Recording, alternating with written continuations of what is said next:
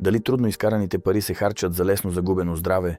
Много хора, които трупат богатство, а после това богатство без здраве, а после това богатство. Дали трудно изкараните пари се харчат за лесно загубено здраве? Така че това е въпрос към нас. Обаче бих обърнал въпроса, или по-скоро твърдението, бих казал, че здравето много помага за изграждането на богатство. Дали здравето много помага за изграждането на богатство? Силен организъм означава наистина силна глава, спокойна глава. Това е силен организъм. И ако това здраве изискваше много усилия, но парадоксално е, че здравето просто не иска да му се пречи. Създадени сме да ходим до някъде и да бягаме, а в още по-малка степен да плуваме. Но малко движение, малко по-малко храна от това, което ни се предлага днес, малко по-малко стимули. И по дяволите, здравето всъщност ни е даденост. Повечето от нас се раждат здрави. Разбира се, че има болести, има генетика, има инциденти, но мисля, че в повечето случаи е здравето. Взимаме го от себе си и позволяваме да бъдат отнети. Но трябва да се борим. Ето и един апел към предприемачите. Върху това също ще работим, независимо дали имаш малка или голяма фирма, дали нямаш кола или караш Ламборгини. Правенето на 50, 60, 100 лицеви опори на ден или дори 20.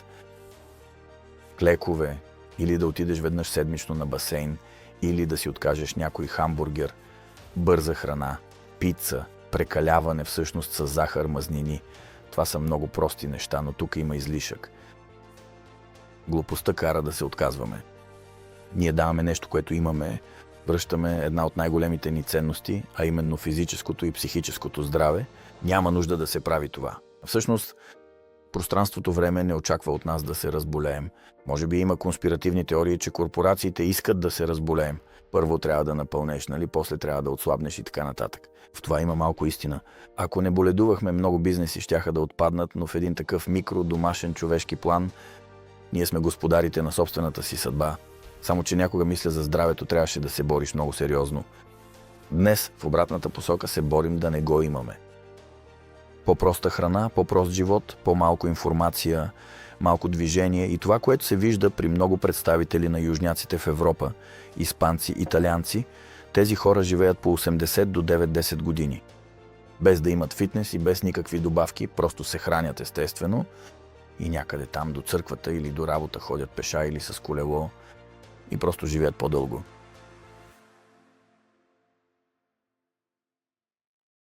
Моят ден изглежда съвсем нормално. Опитвам се само да ставам по-рано, около 6:30. Опитвам се още сънен да отида в тренировъчната зала, защото тази тренировка наистина определя деня. След това зависи какво ще ям, после как ще спя вечерта. Тялото ми вече е раздвижено. Разбира се, грижим се за децата, трябва да ги закараме на училище. До училище, а после имам така хаотичен живот по собствено желание, че дори не знам къде се намирам. Дали съм у дома, дали съм някъде в командировка по работа или по лични причини, или на някаква делегация. Така че с това спокойствие подготвям тялото си, за да се събудя с усмивка и подготовка за всичко, което денят ще ми донесе където и да е по света. Но много, много нормално.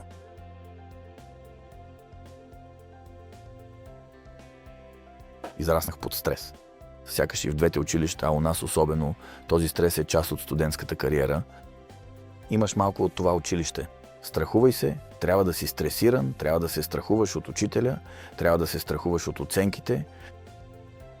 Има известен натиск от страна на приятелите, малко и от семейството, така че мисля, че този стрес може би не е от раждането, но със сигурност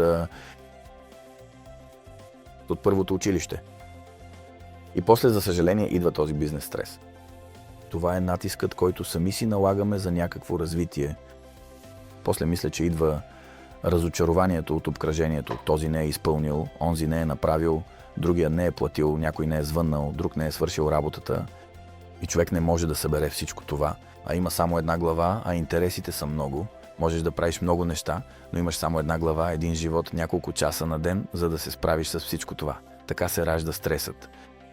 Най-добрият урок е да се научиш да пускаш нещата.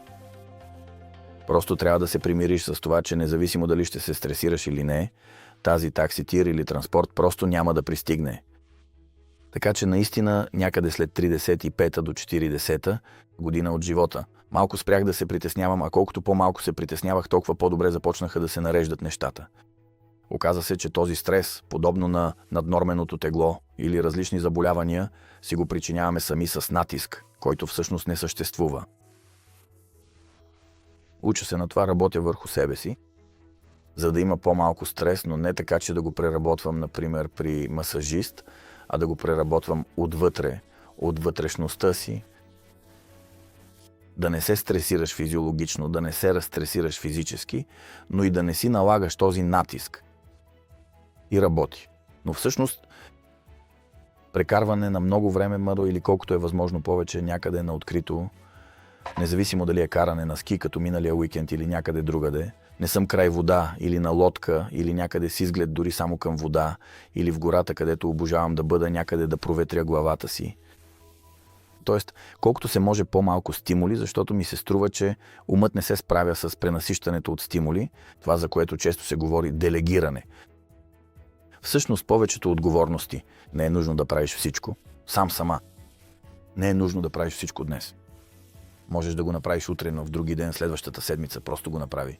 Виждате ли, хората, които са най-стресирани, са тези, които всъщност не правят нищо.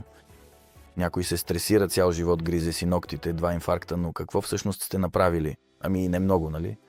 А другия се стресира по-малко. Върши си работата всеки ден и стига там, където иска да стигне. Така че мисля, че това до някъде се изключва взаимно. Трябва да се овладее.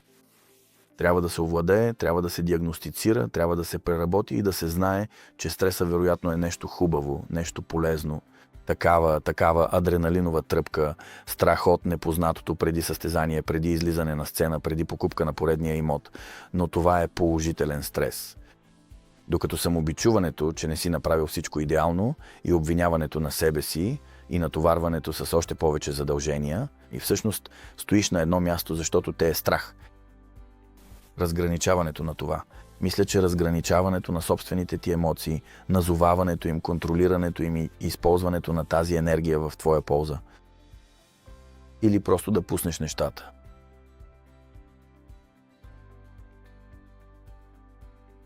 Здравето струва много, когато го загубиш.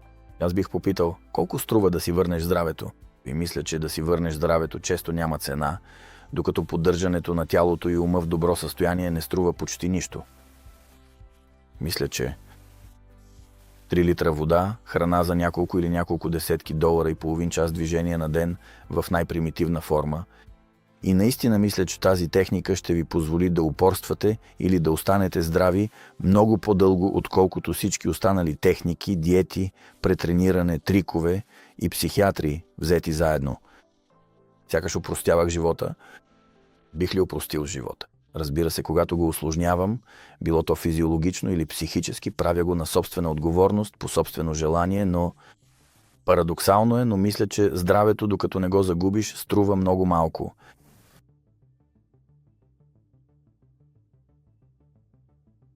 Бих го сравнил с удобна кола с мощен двигател. Разбира се, това струва пари. Разбира се, това струва много лишения, когато става дума за живота. Силен организъм според мен не означава мускули.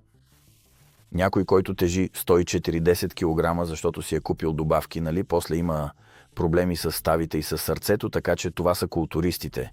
Това е екстремен спорт за тези, които наистина го обичат. Тези, които подражават, сигурно също го харесват, но мисля, че човек може да бъде наистина слаб, но физически силен и не е нужно да вика, за да бъде силен психически.